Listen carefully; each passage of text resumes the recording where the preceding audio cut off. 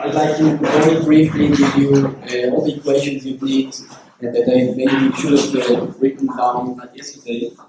And we just summarize in the next 5 minutes what we've done yesterday and go again. Okay, so again, now this is the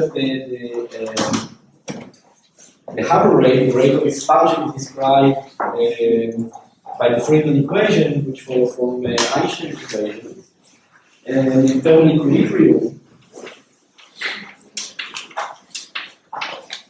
the phase density of a particle is just described by the Bose-Einstein of the Dirac distribution.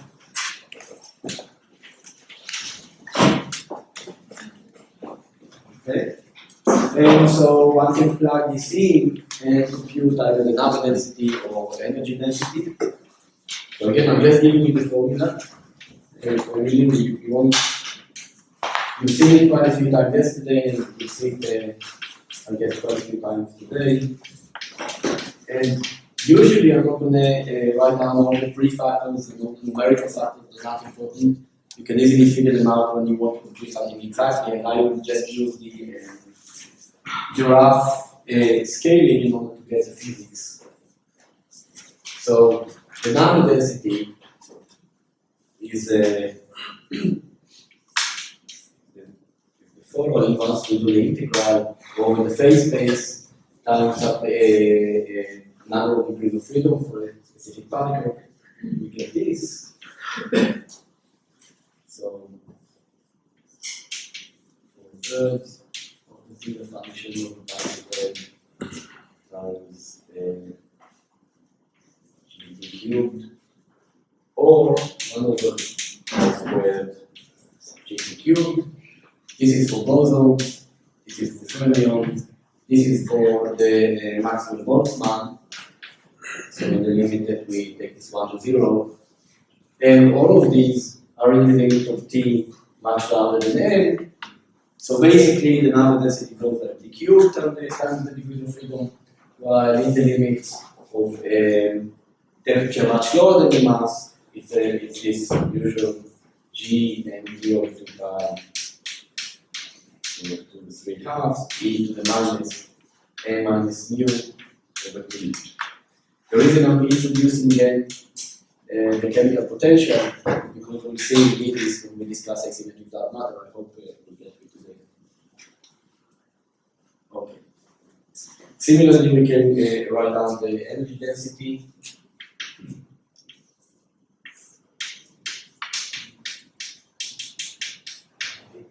And E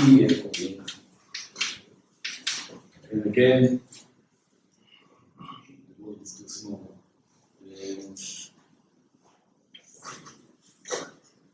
So it's pi squared over 30 g to the 4 7a pi squared over 30 g to the 4 1 over pi squared g 3 over pi squared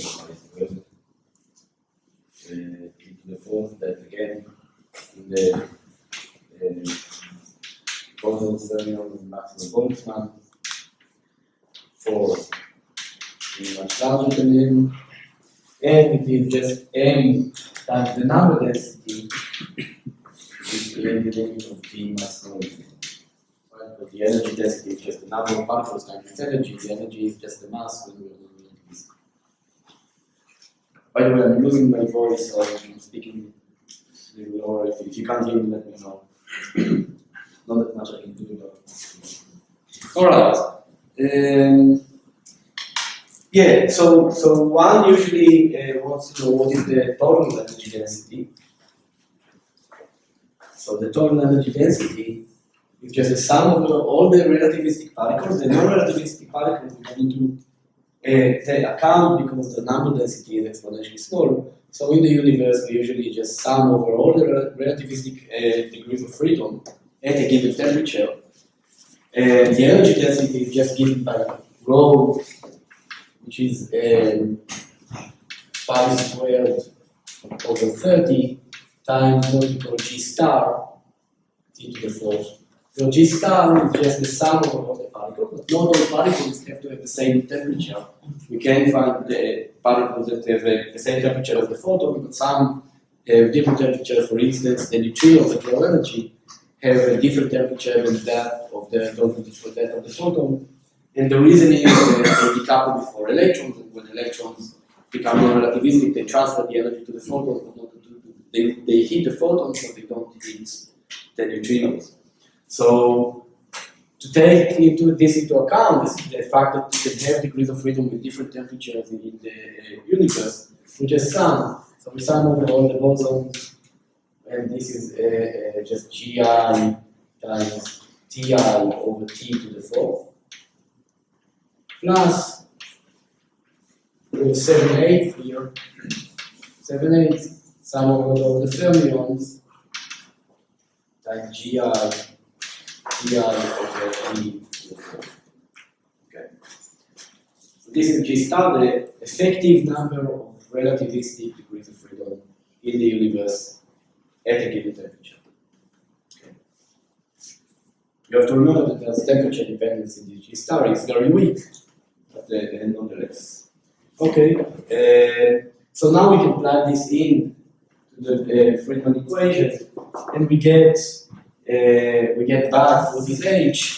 So H, when we plug it in, is just 1.66 times the square root of G star times T squared over N flat. Okay. So again, this is the unit we will be using. Sometimes I mention G star, sometimes I won't. And of course, the important factor is T squared over N flat.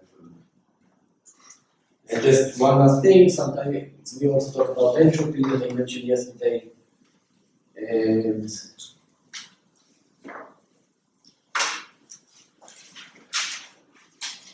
so the entropy, you can compute it again. This array is 2 pi squared over 45 G star S times T cubed.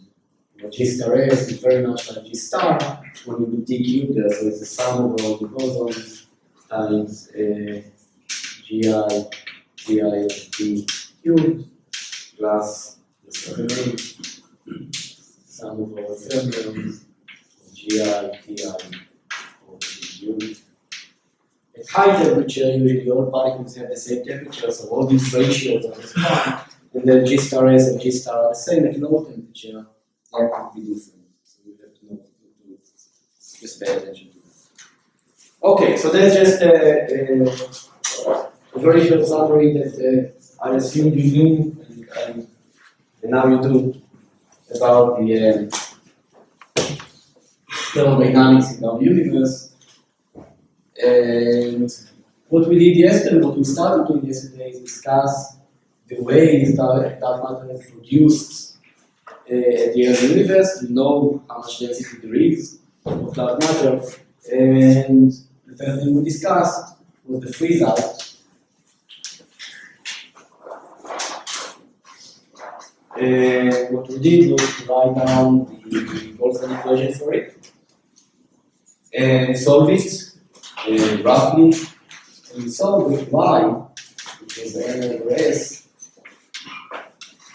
was going like 1 over sigma naught n Planck and chi. Okay. Namely, that the temperature drops, we move in time. At some point, we just get out of equilibrium. And as we increase the coupling, we maintain equilibrium longer, and therefore the density, the overall density of the dark matter is smaller. Okay? And then someone asked me yesterday, why did we have to assume that the real temperature was above the mass of the dark matter? And so remember that when we wrote down the Boltzmann equations, the temperature average cross section was entered. This is temperature dependent, And we had to assume that at some point, in order for Y to follow the thermal distribution, we had to assume that this sigma gamma, which is N equilibrium times sigma V, was larger than H. So for that to occur, we had the number density okay, so if the temperature is below the mass of the dark matter, if we never reheat dark matter, then right after inflation, the number density of everything is basically zero. And if we don't reheat dark matter, that means that the number density is basically zero. This rate is never larger than H, and therefore we never follow the thermal equilibrium. So the fact that we started here with the thermal abundance in this picture follows from the fact that we had time to reheat the dark matter at the early universe, namely the reheat temperature is above the mass of the dark matter. Okay, the last thing we did, which I guess I rushed a little, is the wind miracle.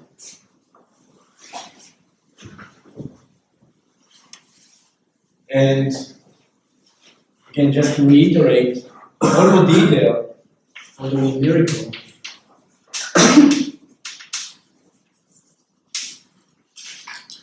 so all we did there was to rederive a condition for what is Y such that we get the right abundance today. So, and that was this equation, which is a very useful equation. N chi Y chi equals, right now, smaller than or equal to C times the equality, where C was of order 1, was 127, 125, never mind. Of order 1. So if the order 1 is long as omega CDN over omega matter is of order 1. So given the fact that most of the matter in our universe is coming from dark matter, we found that this C is just a small number of order 1, and in order to get the right abundance, we need that N times Y equals the equality. Okay. Now, this is a very useful equation because this is true for any relic. If you come up with your own model and you have some particle that is produced in the early universe, and you want to make sure that your model is viable, and that this particle that somehow survived, it doesn't have to be the dark matter, but that somehow survived till today, you will make sure that it doesn't overclose the universe, and that its now energy density is not larger than the energy density that we observe. If you want to do that, all you need to do is to make sure that this compute Y for your particle, following whichever dynamics you have for it. This is a non-dependent statement. But given that this condition is the condition that it doesn't overclose the universe. Okay? Now that's precisely what we did for the freeze out. For the case of freeze out, and we found that Y, again I wrote that 1 over sigma n plus 10 chi, and therefore, if we plug it back in, and taking sigma naught, parameterizing sigma naught as alpha squared, well, that's the definition of alpha over n chi squared. So that's my definition of alpha here. And for that value, for this kind of sigma naught, we get n chi to be smaller or equal to alpha sine times n plus n equal. Okay? So again, if it's dark matter, it equals to that. If it's some other relic, we don't need to overclock it, it has to be smaller. And that's an interesting result. Let's talk about supersymmetry. We'll get to that at the very end when we talk about supersymmetric WIMPs. And what does it tell you? It tells you that the LSP, the light is super partner, that I'm sure that you'll hear about it from David and we'll talk about it from weekend there. But the lightest particle, which is the dark matter, where does it need to be? Well, it has to be smaller. Either it is smaller than alpha n Planck times the equality, okay? Or it is larger in the regions. In this region, it cannot be. So supersymmetry, the mass scale of supersymmetry, in particular the mass scale of the lightest superpartner, which is our dark matter candidate, has to be either above the reheat, probably irrelevant for fine-tuning or anything of that kind, or below this scale, and this scale is just around the TeV. Round of the TeV. Okay, so we learned something strange. First, there's this miracle that somehow this particle is there for other reasons, and we find it we get the right abundance. But it's a hint that maybe supersymmetry needs to be low because it's either here or it's completely irrelevant for the fine-tuning. So that was, so as I mentioned yesterday, at the end, this is a very strong motivation to tell us kind of, in many respects, in phenomenology, in particle physics, in the last 30 years, we are informing our nodes with the fine-tuning problem, and also with dark matter, and most researchers actually look for these waves, these kind of particles. Okay. So any questions? It's already begun energy, so that temperature of what? Reheating.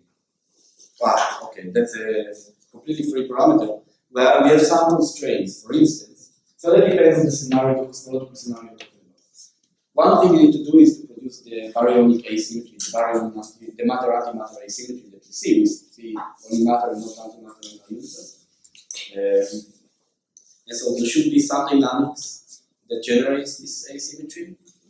And we have all kinds of scenarios. We have electroweak baryogenesis, we have electrogenesis that I'll mention later on. We will talk about asymmetric dark matter. And whatever we have, diamond mechanism. Each one of those requires some scale in order to produce the asymmetry.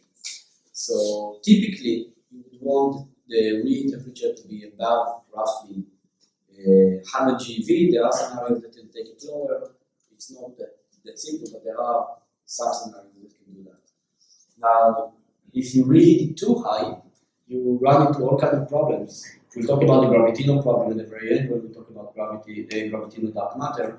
You can generate, if you believe in randomification, then you generate monopoles, and you can generate relics that overclose the universe, and therefore you do not want to reheat too high.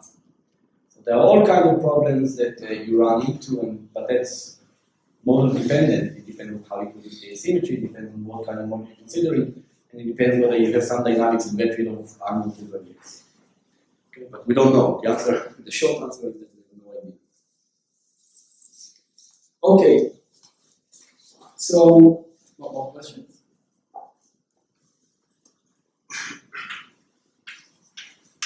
So the next production mechanism, we take very little time, is the freeze out and decay mechanism. So often we have a candidate that is extremely weakly interacting, so-called super weakly interacting. So here,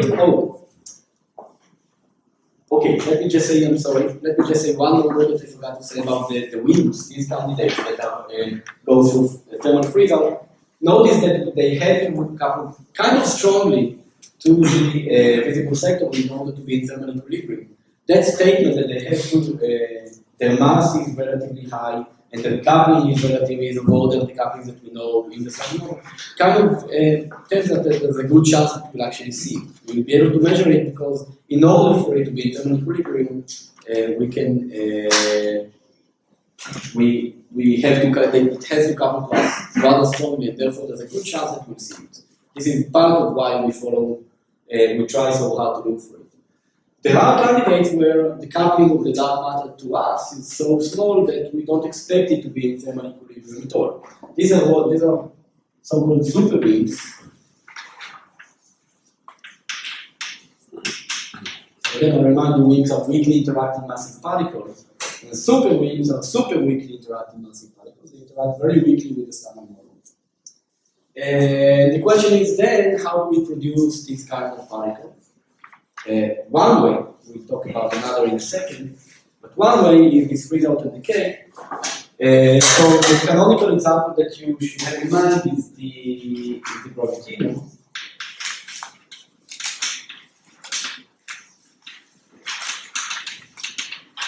Gravitino is the superpartner of the graviton in models of supergravity.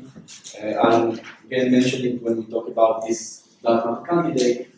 But there are other candidates which are just very weakly interacting.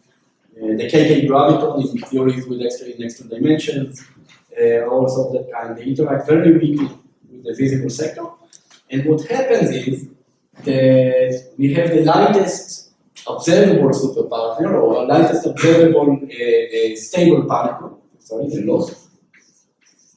The loss sits couples to our standard model sector, and we have a very weakly coupled sector where dark matter resides.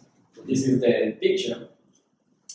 And at some point, the loss is very much like the wind. It goes through the thermal freeze out, and you get some thermal abundance of the loss, which happens to our standard model. And at a very late stage, it just decays into the dark matter. Okay? So if you want,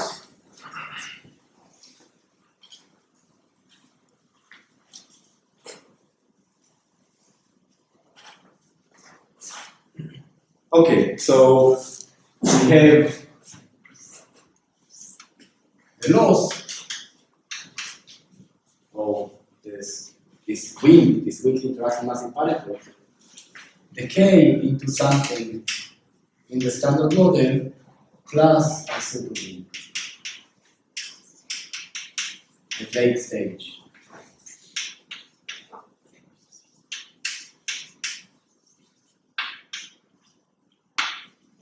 Okay.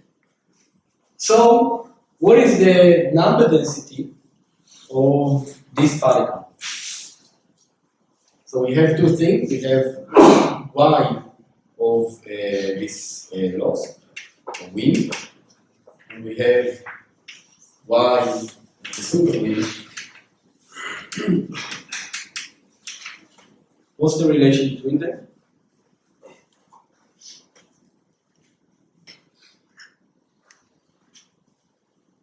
It's an easy question.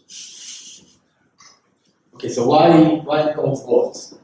The number density, right? Y is n over s. So we're essentially ignoring s, which is the same here and here. Y is just the number density.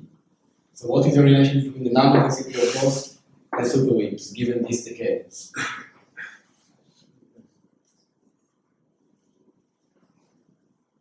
really simple. Every lost particle decays and produces one superwind. So if we had 5 particles of loss, we'll have 5 particles of superwinds, and that's what was just equality here. The number density of these guys just becomes the number density of these guys. Okay? And what we are assuming here is just an instantaneous decay at some point. Once the age of the universe reaches the lifetime of this guy, it just decays, very fast, and so this number density drops exponentially fast, and all of the particles become these superwinds. So what is the number density? The energy density.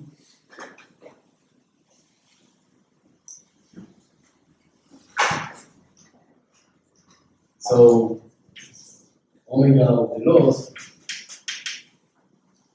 is what? Is well, sorry. Okay. Time rho c over m loss times s. This is y loss.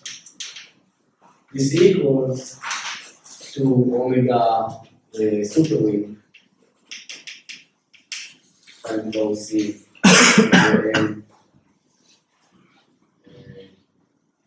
superwind times s, which is just y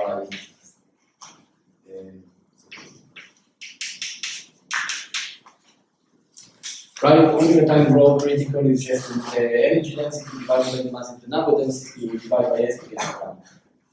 Okay? And therefore, omega of the superwind is just m superwind divided by m loss times the omega of the loss which is really just the wind. The thermal abundance that we calculated before, we just get a separation of n super wind divided by n loss. Remember, this is lighter than this base wind. Okay, so as long as so this is a very good even though we have a very weakly interacting massive particle that is a super weakly interacting massive particle that barely interacts with us, we're going to get the right abundance in exactly the same manner as we did before, as long as these masses are of order 1. So if we have a gravitino, for instance, which is of order the TV scale, which happens often, for instance, in gravity mediation, I'm sure David will tell you about that. So if we have this kind of dark matter candidate, then we get the right abundance, despite the fact that the gravitino is so weakly coupled. Okay. Question? Now we have to be a little bit careful. Remember that usually these decays produce Standard Model particles. I mentioned at the very, very beginning of yesterday's lecture that there was a stage at the early universe which is called Big Bang nucleosynthesis, the time where we are producing the light elements. This is an extremely successful theory that explains how much hydrogen, how much helium, how much lithium we see. And if this decay occurs after the production, so the time of production of all these light elements happened roughly at the universe was 1 second old, roughly. And so there's a limit, there's typically a limit on how late can these guys decay, because if they decay, say, into photons, into hadrons, after BBN was done, then these particles would interact with the light elements, dissociate them again, break them again, and interfere with the results of BBN. So they are usually bounds, which you can easily find in the literature, we won't go through this, but they are bounds on the time, the lifetime of these guys, depending on how many they are, and what is the lifetime we would find by bounds on how late can they decay to Standard Model particles. So just be aware when you are writing these kind of models, you need to always be careful that these guys don't decay too late and ruin BBN. That's usually a very strong constraint. Okay. Questions? Do you not get the same constraint on just normal waves? Well, they don't decay. So first of all, remember that the usual mass that we found for them are anywhere, say, between a few GeV or GeV to 100 TeV scale. Above 100 TeV, you cannot, the cross section cannot be large enough to get rid of them. And below GeV, well, they're not considered the usual winds. And BBN occurs at temperatures at around MeV, so much below. Now remember that the whole freeze-out mechanism usually happens at, we calculated the freeze-out, which was of order 20, 25 down there. Okay, and this was M over T. So the freeze-out temperature is roughly 20, 25 times lower than the mass of the dark matter for the wind case, for the freeze-out case. So if we're talking about, say, 100 GeV, the freeze-out will occur at around 10 or 5 GeV, and way before anything happened with BBN. Now, either way, because this wind is stable, it doesn't decay, it doesn't dissociate into this, it doesn't dissociate the elements in BBN. Okay, the synthesizer can annihilate. There are some bounds, it's much weaker usually. There are stronger bounds, or could possibly significant bounds from CMP. I think what you're asking, if you annihilate a lot into Standard Model, don't you dissociate? So there are limits. The limits usually behave. Well, I'll mention it later on. We'll talk about limits, and we'll see that if you do annihilate into some Standard Model particles very early on with a very high rate, you get a significant bound. Usually the most significant bound is actually from CMP.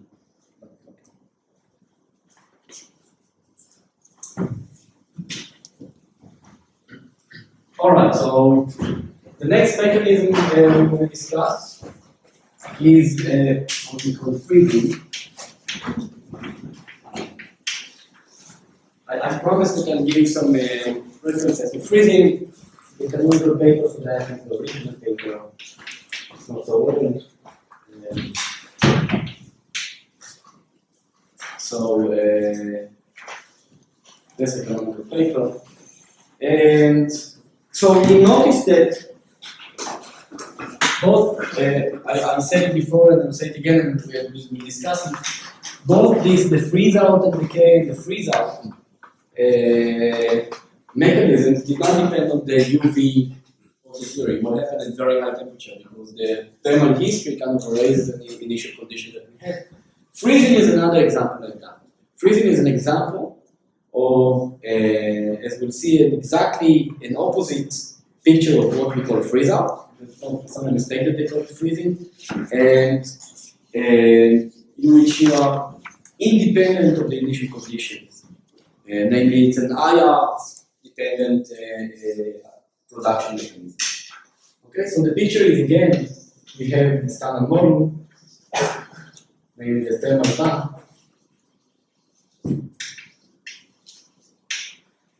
And exactly as I drew here, we have some small coupling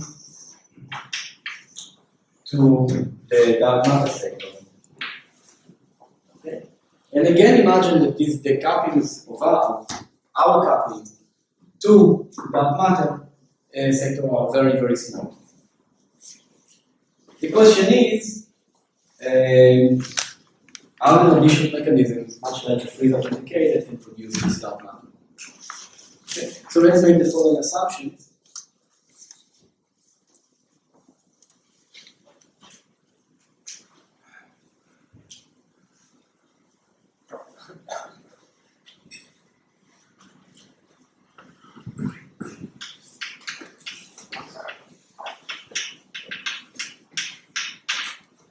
Okay, so let's assume that this is the initial condition such that the number density is 0. We are just interested in the contribution to the number density that comes from this mechanism and nothing else.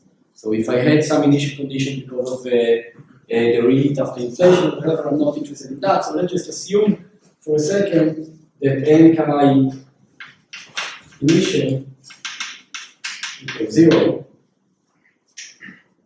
As before, as with the freeze out, let's assume that there are no late time dilution.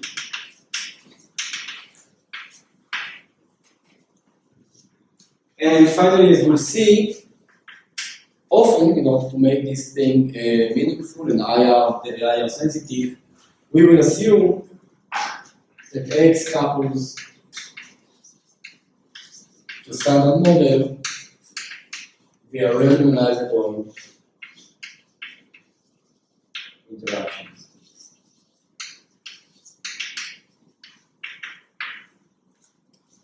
Okay, so we'll see why this is important and how we lose the IR sensitivity, the UV insensitivity, when we discuss non-randomizable coupling.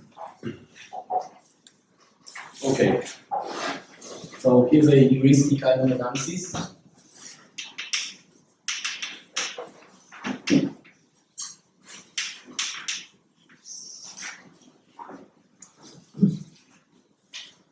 What do we have? What we have is a particle that is never in thermal equilibrium, but we'll assume that the dark matter side, that standard model somehow couples to it. So standard model can either decay to the dark matter, or it can annihilate it to the dark matter. There are guys here which are in thermal equilibrium, and this is not in thermal equilibrium. It never reaches thermal equilibrium because the coupling is too small. So there are two parameters essentially. There's the rate of annihilation or decay of standard model particles into dark matter, and there's of course the Hubble rate. So, can anyone guess what this is?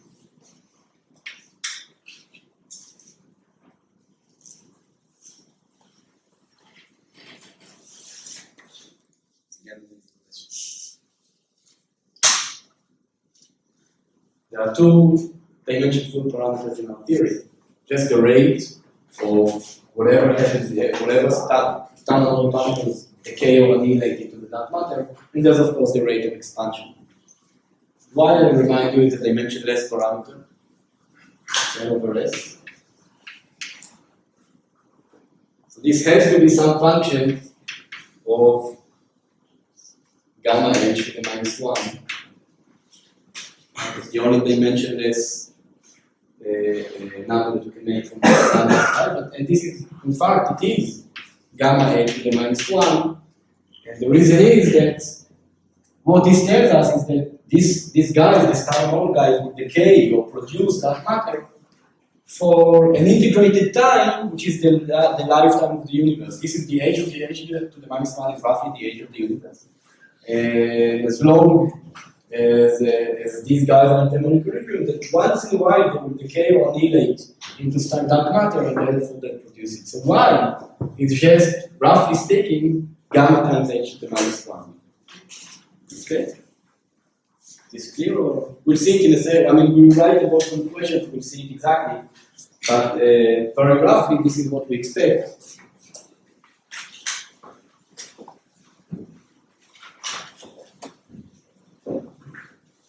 Okay, so let's take Lagrangian as an example. Let's assume that matter couples to some particle 1 and particle 2. These particles, they don't have to be the standard model particles, but they do couple to the standard model, to the thermal bath. So these guys are assumed to be in thermal equilibrium with standard model. And there's of course the dark matter particle which is not.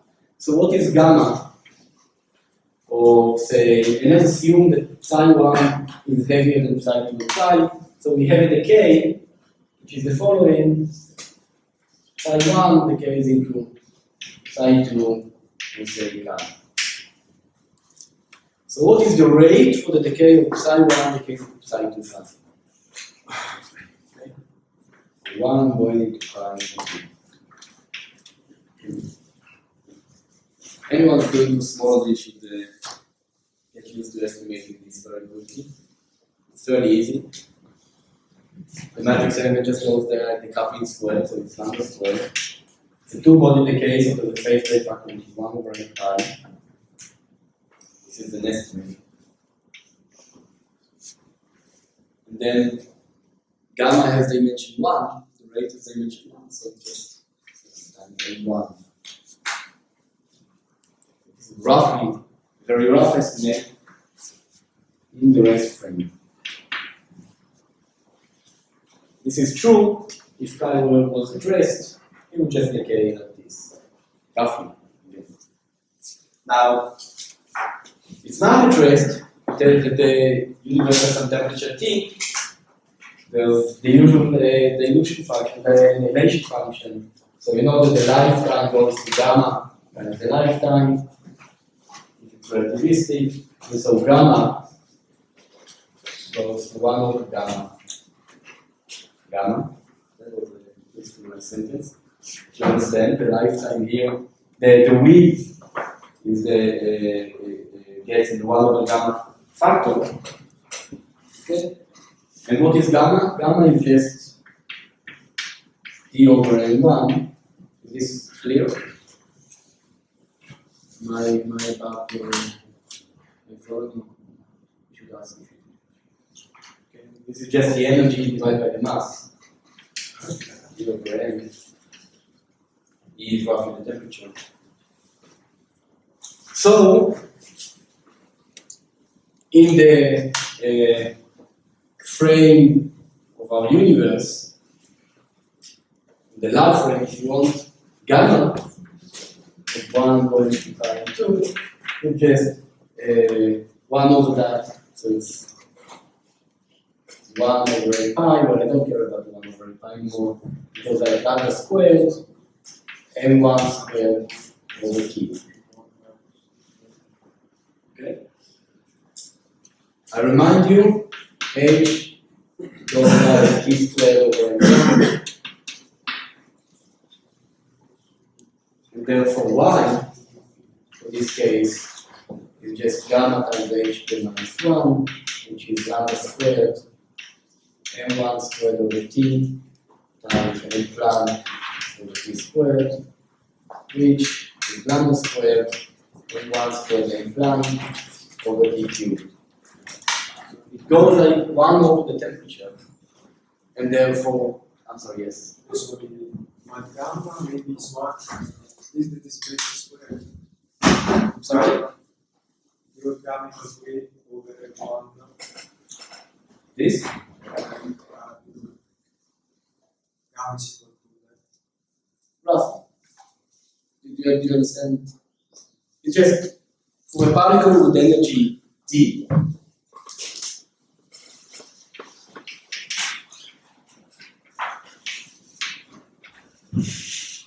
Right? So then gamma is roughly E over N. So it's E over N. But we don't know if it's gamma MC squared, it's in 1. So.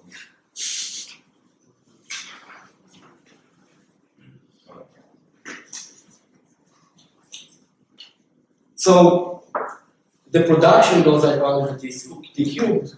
Namely, as the temperature drops, the production increases, and it's completely dominant. When is it going to stop? It's going to stop when the temperature will drop below the mass of m1, because then its number density will drop exponentially. We no longer care. So this is completely dominated by the when the temperature is over than m1, and therefore this is lambda squared m Planck over m1. Okay. So this is what I mean by the IR sensitivity. It is only sensitive. The production, the dominant production of these dark matter particles occur at low temperature when the temperature reaches the mass of m1. Okay. We can do the exact same thing for scattering. We can ask whether this was an accident and what's going on when we talk about scattering.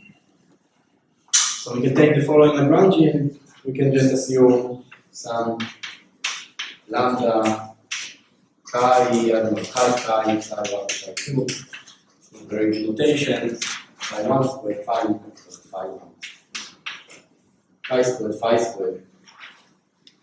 Now gamma is roughly n sigma v. N goes like t cubed. Sigma v again goes like lambda squared, and just for dimensional analysis, 1 over t squared. So just using dimensional analysis to estimate the temperature dependence of this rate. Okay, so it goes like t, and therefore y again is just there's a 1 over t squared there, so lambda squared t times n Planck over t squared, which is over lambda squared n Planck over t, again dominated at low energy, at low temperature, which t equals 1, which is phi or whatever, lambda squared n Planck over n1. Same exactly before. So this is an IR dominated production.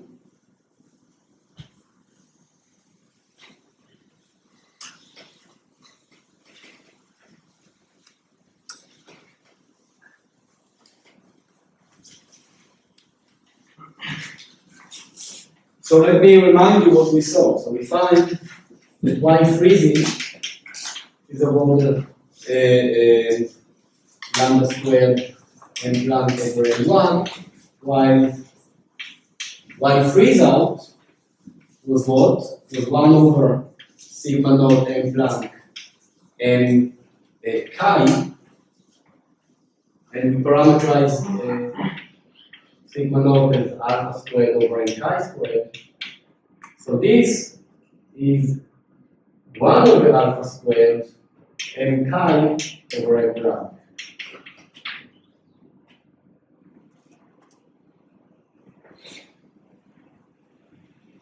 So what can we conclude?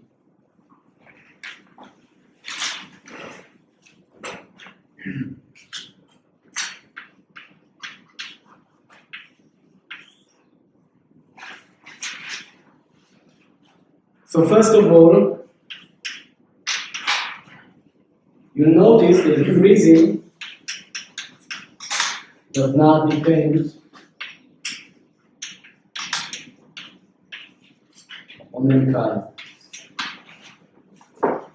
While we found that the freeze out depends on the mass of the lattice of the leaf, in freezing does not, it depends on the decay of producing the dark matter. Okay. Second, you see the reason why it's called freeze-in. So freeze-in is really the opposite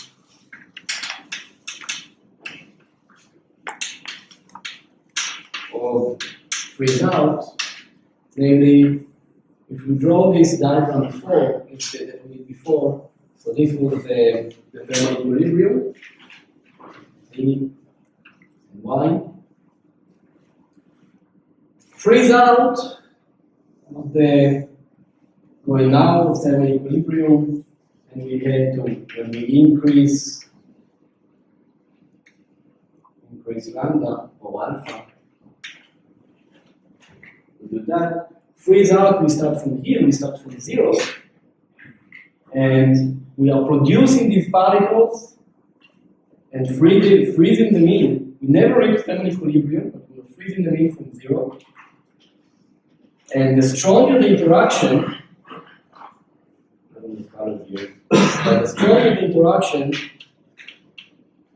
the more we are going to produce them. So if we increase the coupling, we are producing more of the, we are freezing in more dark matter particles. If we decrease the coupling, which is the opposite of increasing the coupling and freeze out, which decreases the number of particles. Okay? So if you want, we can draw one more plot here. So if I draw omega as a function of coupling, for lambda, then there is this region here where the coupling is very small. Remember, we had to assume that the coupling is very small, so that it's not in thermal equilibrium, it never reaches thermal equilibrium. When the coupling is very, very small, the freezing, so this is the region which we want, this is the region where we measure our density to be. And when the coupling is very, very large, we have freeze out. And how they connect here, of course, depends on which model we choose. But very small coupling, it's this, a very large coupling is this. Okay? Both of them don't care about what happened in the early universe. In fact, this is, you will find, if you work on dark matter, you will find often that you write models with hidden sectors, additional sectors that contain dark matter particles. And in any model that you'd care, you'd have some couplings between the standard model, the visible sector, and the hidden sector. And this is a mechanism, so if the coupling is small enough, there's not going to be freeze out, but this is a mechanism which is irreducible. You cannot get rid of it, it's always there. Some abundance will be produced, and you always have to take into account and either make sure that it produces enough, or at least make sure that it doesn't overclock the universe, that the contribution from freezing doesn't screw you over when you look at the abundance of your relics in the hidden sector. So this is an important mechanism that you need to be aware of. And okay, so just a few words. What is there a wind miracle in this case? Do we have a wind miracle for the freezing? So remember that we had one for the freeze out. The answer is no. We can ask, what does this coupling need to be? Okay, so for freeze out, if I just choose, well, I can continue here. If let's just assume that these particles are at the weak scale because we care about weak scale physics. So this is of order 1 over alpha squared v over a Planck, and this is of order lambda squared a Planck over v. Okay, so roughly speaking, if lambda is of order alpha to the minus 1, right, times v over a Planck, we get the right abundance for the same abundance for freezing and freeze out. And we know what we need in, and we know that for alpha equals 10 to the minus 2, we roughly get the right abundance in freeze-up. So this is roughly V over M gut. So this is very suggestive. What it tells us is that if the coupling is somehow produced, say, at the grandification scale, at high scale, 10 to the 16, say GeV, then we're going to get the right abundance. This is of order anywhere between 10 to the minus 12 to minus 14. Okay, so the coupling is tiny. The effective coupling here is tiny. If it's produced by some operators that you write in the gut scale, you're naturally going to get the right abundance. Okay. If we have time, maybe at the very end, I'll mention another model that can actually produce it, which is light-up matter in sectors.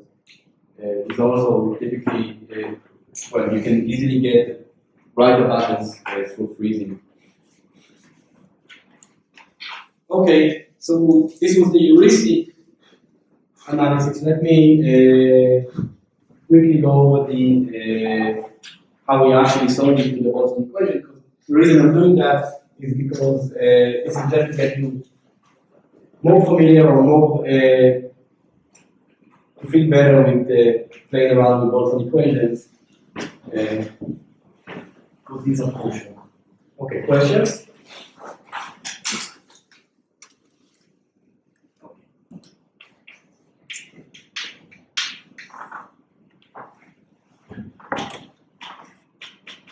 Okay, so let's take the specific example we took before, just lambda x, psi 1 and psi 2.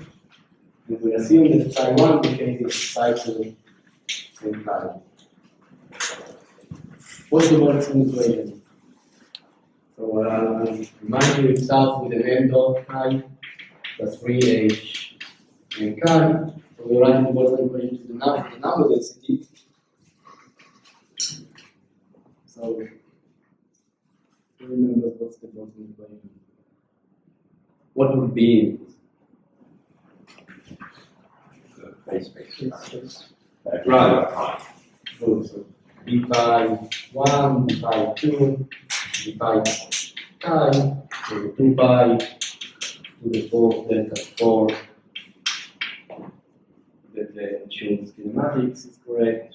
Reservation is there. The matrix element of 1 that came into a chi and 2 is what?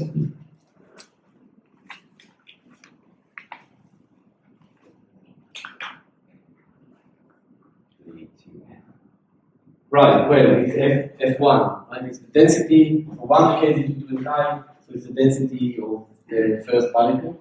So it's times F1 minus the opposite of time 2 decade into 1 times F2 and F prime. Now, because we are assuming we are looking for a solution lambda is so small such that F never reaches thermal equilibrium, this is always small, and we can completely neglect this term here. So we can neglect that. And we have a fairly simple equation that we can try and solve.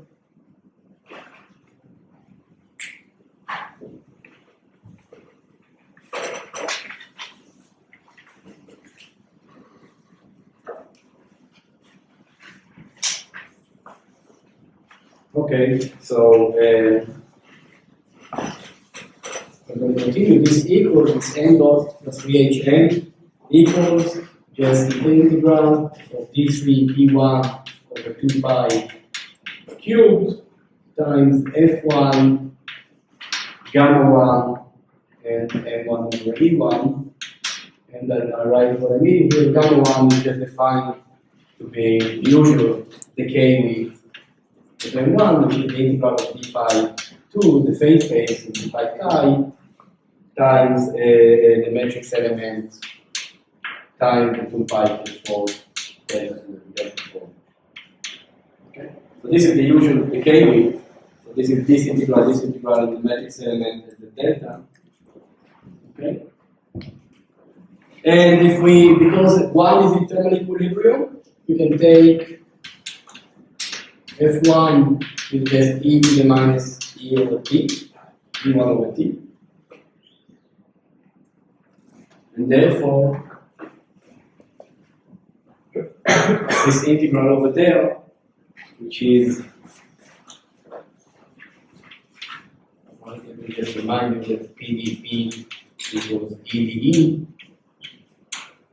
This integral over there just becomes integral of the omega times P EdE, E1 dE1 over 2 pi q times F1 gamma 1 and 1 over 1.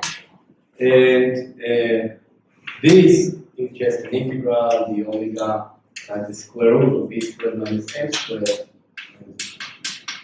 With the 1, the E1 2 pi cubed, e to the minus e over d1 over m1, gamma, and and this e1 cancels, and yeah, okay, so that's just the name here, g and so, okay, done.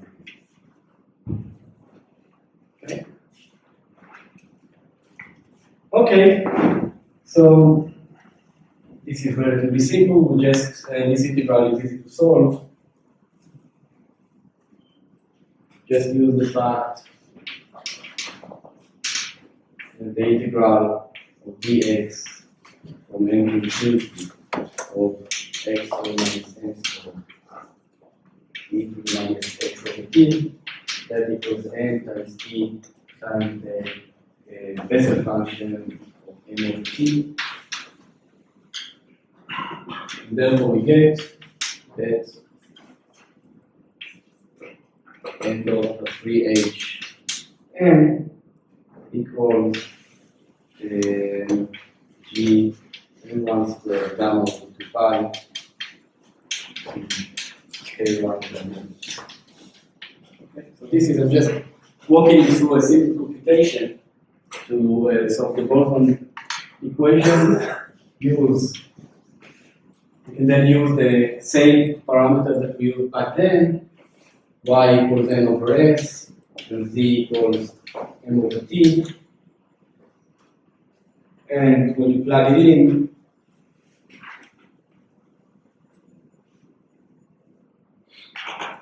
you get that s dh times dy dt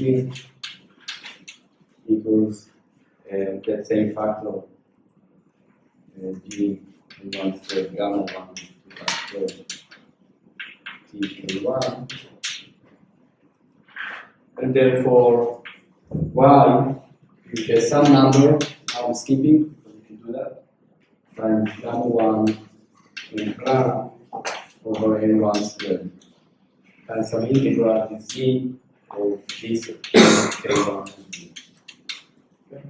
So the rest is not very important. We found the exact same thing. Notice this is the Hubble rate at temperature equals m1. So we are dominated at this temperature.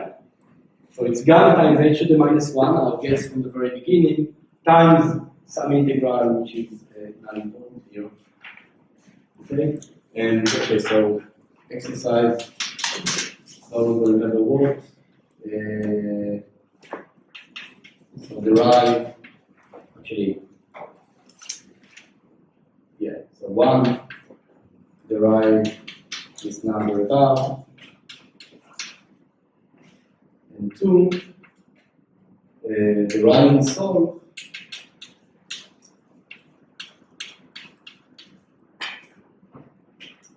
The Boltzmann equation, so solve roughly of course, the Boltzmann equation for the scattering case.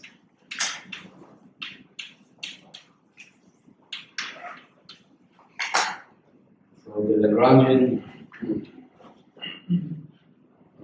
sorry, I'm writing you here. So the scattering case, just solve for the following Lagrangian, is lambda times x, psi 1, psi 2, psi 2.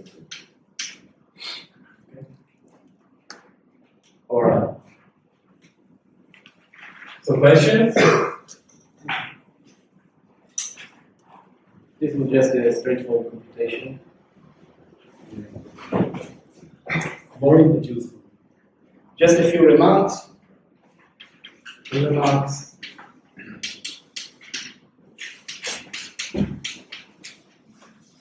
The first one is that statement that we kept on making about IR sensitivity or UV insensitivity strongly depended on the fact that we took renormalizable interaction. It doesn't have to happen if we take non-renormalizable interaction. So imagine, for instance, that we have some, so IR depends on renormalizability assumption.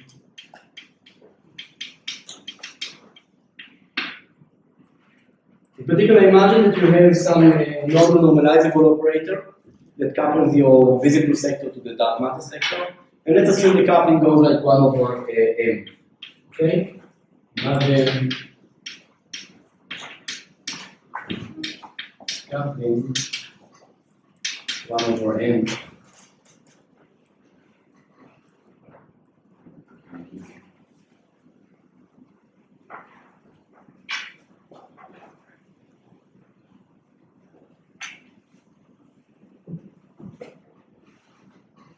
So, what would gamma be?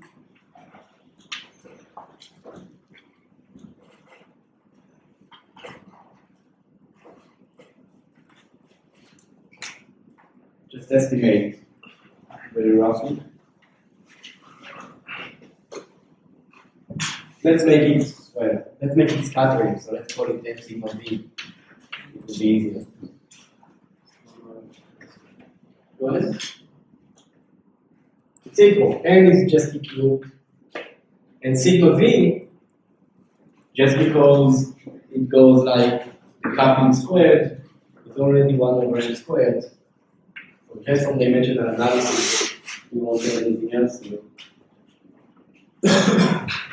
Now, so y is gamma times h to the minus 1, and this is t cubed 1 over m squared times n Planck over t squared. And this is proportional to t. So now we become UV sensitive, not IR sensitive. The dominant production will now occur at which t? Which t? True, right? True, high t, but which one?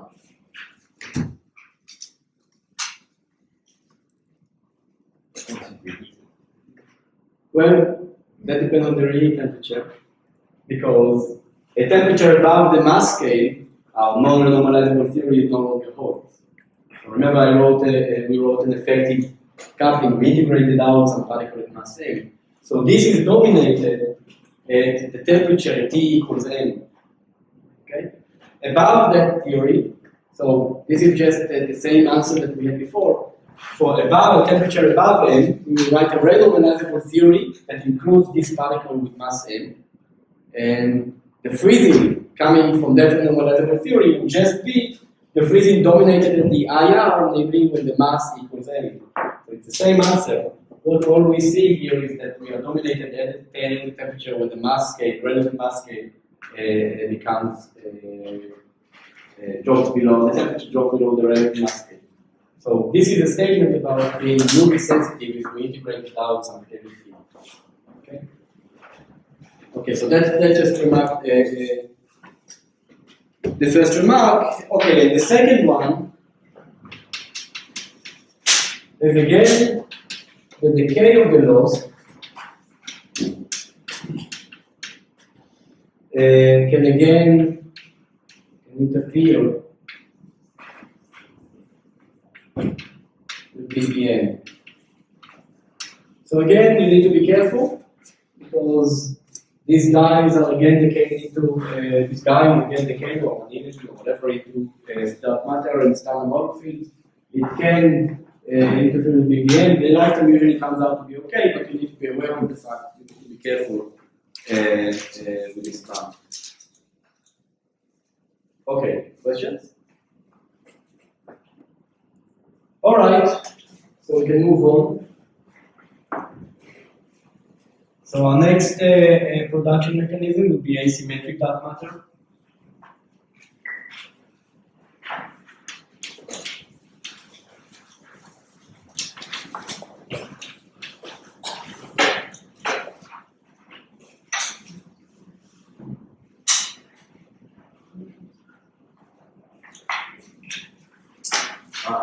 Okay. Some references. A good review. That's from Zurich. This one.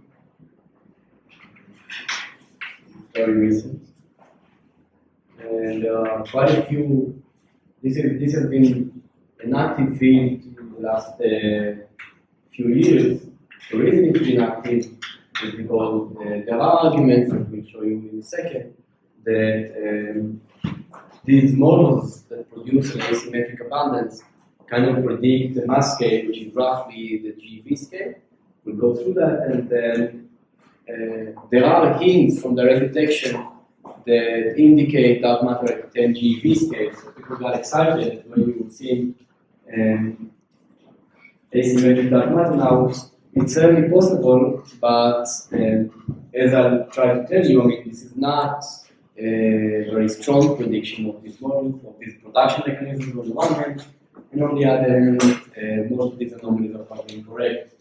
So, nonetheless, it's a very, very interesting framework, and you should really be aware of it. But that's the reason it got hype in the last several years.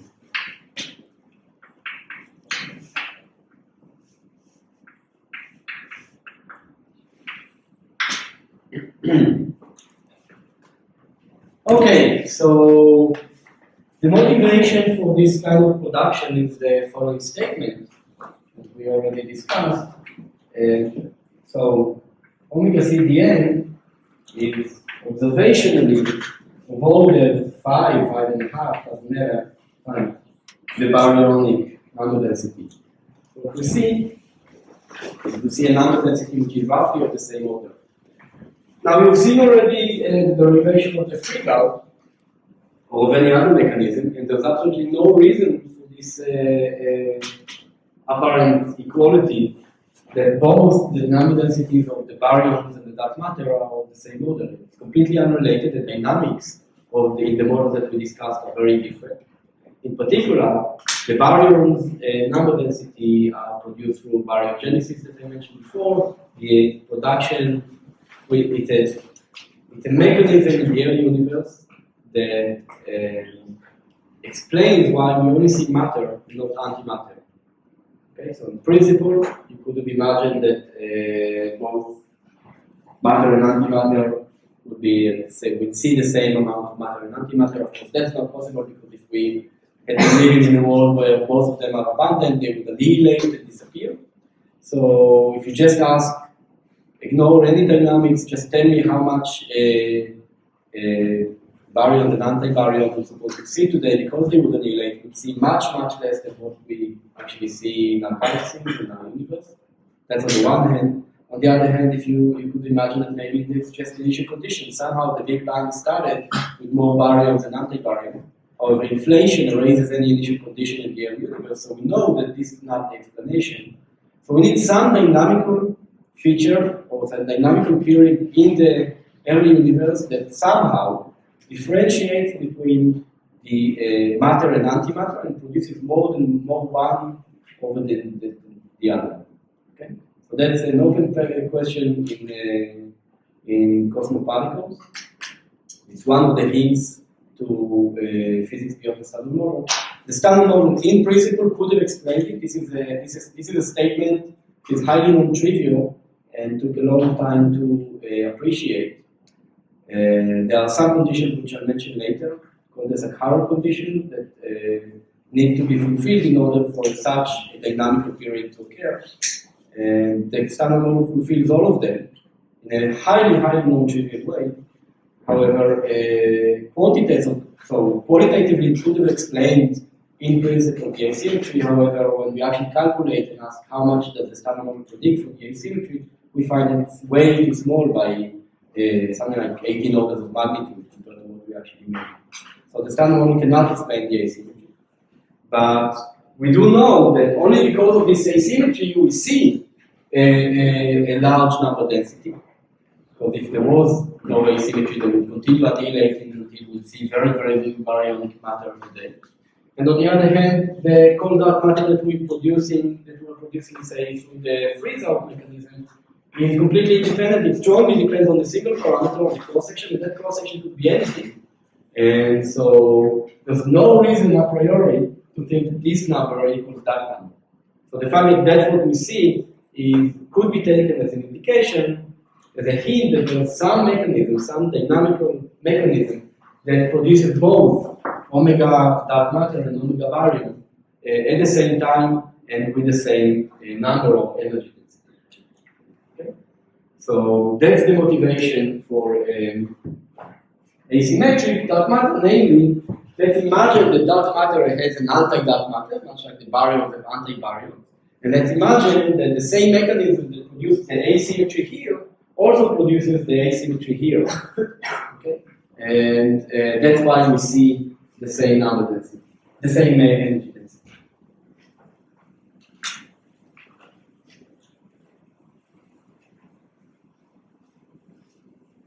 So typically, what we'll see, we'll have theories that explain actually the number density. So we're going to find, we're going to see, typically, the mechanism that explains the number density, the relation between the number density of dark matter and of the baryon. From now on, when I say number density, I mean the asymmetric number density, namely n chi minus n chi bar, and here, of course, it's nb minus nb bar, because nb bar is 0, and n chi bar would be very small. And so I'm always talking about the asymmetry. And if this were true, if I gave you a mechanism that does that, then here, this would mean that omega b is just n proton times the number density of the baryon, right? Which is the energy times the number density. And this needs to equal order. So this is 5 times that is just the n chi over the number density of chi. And that tells you, that gives you a prediction that n chi is of order 5 times the mass of the proton. Hence the 10 GeV. Hence the 10 GeV scale that we see. Okay. All right. So that's the idea.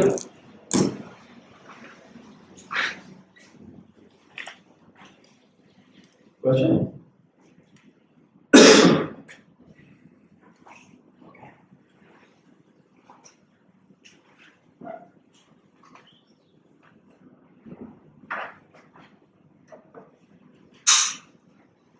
All right. So again, we have this picture of standard model and of the dark matter sector.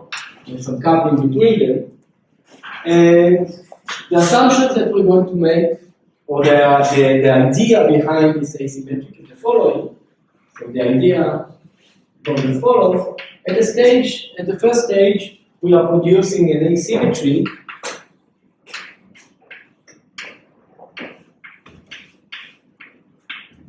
in one or both sectors. Okay? In either sectors, and we often assume that the two communicate the asymmetry. So we produce it here. We have some mechanism to produce the baryon asymmetry. We have several models in the literature, baryogenesis, electrogenesis, whatever. And the asymmetry, through some coupling between this sector and that sector, communicate the asymmetry from here to here. It can be the opposite. We can produce some asymmetry in the dark matter sector and communicate it back, transfer it into the standard model. Or we can have some mechanism that at the same time produces both the asymmetry here and here. Now we want to freeze this asymmetry in both sectors. We don't want it to communicate. So at a later stage in the evolution of the universe, the two sectors decouple.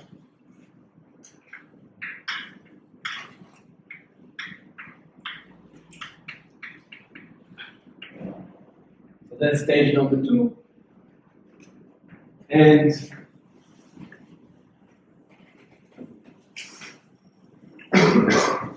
finally, the third stage, if these two sectors communicate strongly, they would be in thermal equilibrium. That's often the case, which would mean that there's a symmetric component for the dark matter. But we want an asymmetric component, we want only the asymmetric component to equilibrate, and therefore we need to get rid of the symmetric component. So we need to annihilate the symmetric component.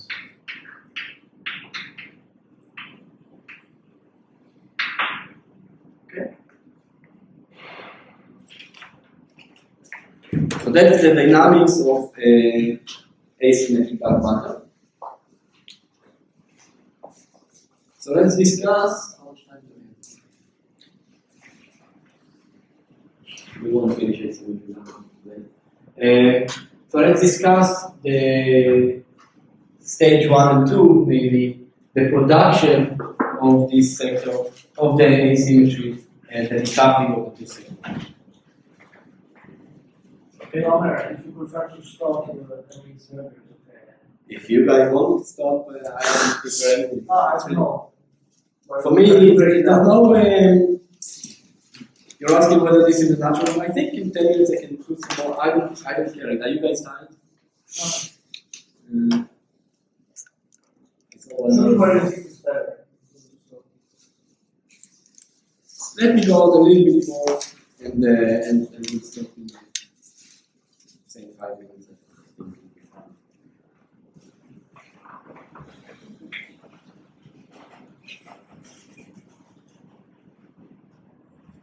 Okay, you know what? I'll just tell you where we're going, and I won't go into it. So we are going to give examples of these two stages, and this can be done in several ways. So one way of communicating the asymmetry is through the so-called sphalerons. So who heard about the sphalerons in the standard model? Very few. So the idea here, we won't discuss it because it requires more time. But one of the, I told you that we need to, that the standard model can explain the asymmetry, the baryonic asymmetry.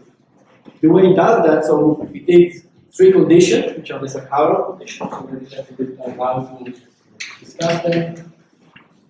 Sakharov condition.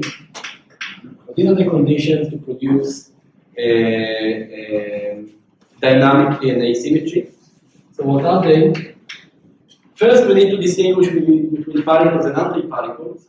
What is the symmetry that distinguishes particles and antiparticles? CP. So you actually need both C and CP violation. So at that stage in the universe, you need to violate C and CP. If you are producing a baryonic asymmetry, you need to violate baryon number. And the third one, in order to generate an asymmetry, you need to get out of thermal equilibrium. In thermal equilibrium, it will always come back, you will always have the opposite reaction, and therefore you need to be out of thermal equilibrium. These are the 3 Sakharov conditions. This one in the standard model is obtained because there are 2, I'm sure you know, there are 2 accidental symmetries of the standard model, global symmetries, the baryon and the Lepton number. But these are true only only classically. Quantum mechanically, B plus L, one of the 2 linear combinations is anomalous, and in fact B plus L is broken. In the early universe, there are configurations. semi-classical configurations called phalerons that mediate this breaking of B plus L. And these reactions that break B plus L are very fast in the early universe. These are called these phalerons. And so they mediate, so in the case of phalerons, if dark matter is charged under SE2 of the standard model, it will play a role in these interactions that break B plus L, and therefore an asymmetry that is produced here would then be through the phalerons transferred into the dark matter that is charged under the standard model. Okay, so if we have a case where standard dark matter knows about SE2 of the standard model, it will the phalerons will communicate the asymmetry that was produced in the barrier. So that's clear? So there's a heuristic picture. So that's one way of doing it. Another way of doing is just writing down either perturbative interaction, renormalizable or non-renormalizable interaction between the standard model and the dark matter, and ensuring that these interactions go out of thermal equilibrium at low energy. So this is the example that we do at first and tomorrow. And the second example would be that we cogenesis, we produce the asymmetry here and here at the same time through electrogenesis. So this will be the second example that we go through. And just two examples, the literature is packed with ideas and models, but this is just to demonstrate how we either through a transfer mechanism or through cogenesis produce the asymmetry here and here. Okay. And then we'll discuss how we need to annihilate the symmetry.